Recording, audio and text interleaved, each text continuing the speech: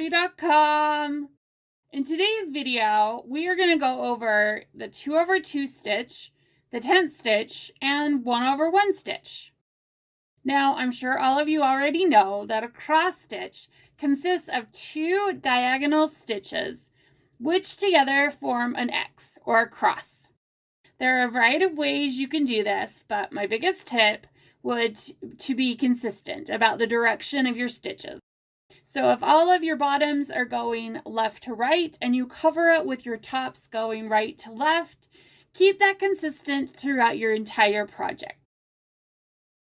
Now, most cross stitch designs usually have the cross stitch using 2 strands of floss. Each designer's instructions can be found by the key in the pattern detailing how many strands are to be used in the cross stitch, back stitch, or any other stitches they have in the pattern. Like many of you, I started out on 14 count Aida cloth. Aida is a woven fabric with the threads grouped into bundles to form a square pattern on the fabric, which in turn creates obvious holes. Aida comes in a variety of sizes from 6 count all the way up to 22 count. When stitching on Aida, the cross stitch will go from hole to hole using 2 strands of floss. You can see on my sample here, I am stitching on 14 count Aida using 2 strands of floss going from hole to hole. For myself, when I do a regular cross stitch, I will usually do all of my bottoms and then come back and cross my stitch and do all my tops. Now, when stitching on linen or even weave fabrics, there are no obvious holes. You have to count the fabric threads themselves. Linen fabrics are made of half natural fibers and half man-made fibers like polyester, and are woven into grids, but come in much finer counts, starting at 18 count and going all the way up to 40 count. So when stitching on linen, this is where the 2/2 stitch comes into play. This just means you will be stitching with 2 floss threads going over 2 fabric threads. As you can see here, as I'm stitching, I am actually counting the fabric threads as I stitch. My first stitch, I count 2 threads over and 2 threads up. After that, I use that first stitch kind of as a foundation stitch to keep me on track.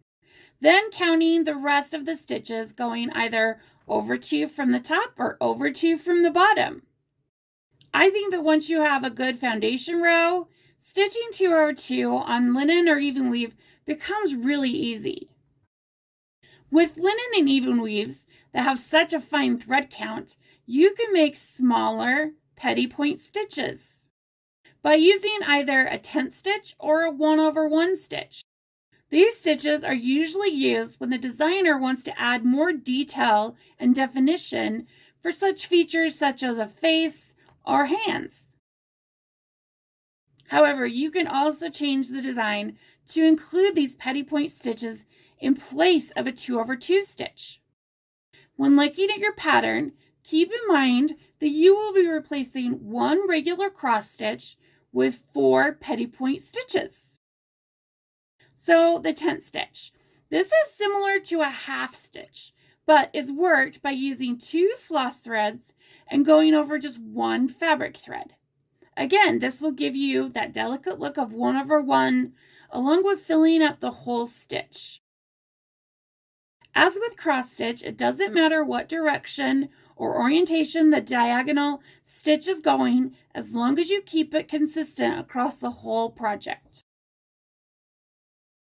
As you can see here in my example, I am stitching the whole top row of my tent stitch, and then I go back across and stitch the bottom row of my tent stitch. 1/1 is a cross stitch where you'll be using 1 strand of floss and going over 1 fabric thread. Again, replacing 1 regular 2/2 cross stitch with 4 smaller stitches. As you can see here in my example, I am completing the X as I go. I have found that it makes the stitch much smoother and easier for me to stitch. I'm also using a size 28 tapestry needle for stitching 1/1. I find that it slides through the stitches very smoothly without leaving any large holes behind. Now, both the tent stitch and 1/1 are really small petty point stitches. So, of course, a good magnifier and definitely good lighting can make a world of difference when stitching. Even if you have sharp vision, a strong magnifier can help reduce eye strain and allow you to see each stitch larger than life. I liked high tension to begin with, but to help me see the fabric fibers better, I found that if I can tighten my tension just a little bit tighter than normal, it will help me when stitching 1/1.